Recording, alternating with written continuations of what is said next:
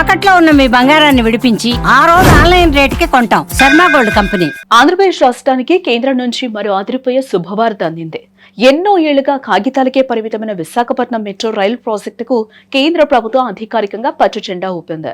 ఢిల్లీ పర్యటనలో ఉన్న ముఖ్యమంత్రి చంద్రబాబు నాయుడు కేంద్ర పట్టణాభివృద్ధి శాఖ మంత్రి మనోహర్ లాల్ ఖట్టర్ తో భేటీ అయ్యారు. ఈ సమావేశంలో విశాఖ మెట్రోకు సంబంధించిన పెండింగ్ అంశాలన్నీ కూడా ఓ కొలుక్కొచ్చాయి.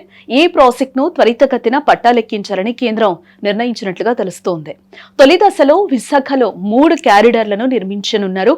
స్టీల్ ప్లాంట్ నుంచి కొమ్మాది వరకు ప్రధాన క్యారిడార్ తో పాటు గురుద్వారా నుంచి పాత పోస్టాఫీస్ వరకు, తాటిచెట్లపాలెం నుంచి చినవాల్తేరు వరకు మెట్రో లైన్లు రానున్నాయి. దీనివల్ల నగరంలో ట్రాఫిక్ సమస్యలకు శాశ్వత పరిష్కారం లభించడమే కాకుండా పారిశ్రామిక అభివృద్ధికి పెద్దపీట వేసినట్లవుతుంది. సుమారు 11,498 కోట్ల రూపాయల వ్యయంతో ఈ ప్రాజెక్టు చేపట్టబోతూ ఉన్నారు. ముఖ్యమంత్రి చంద్రబాబు తన పర్యటనలో కేవలం మెట్రోకే పరిమితం కాలేదు.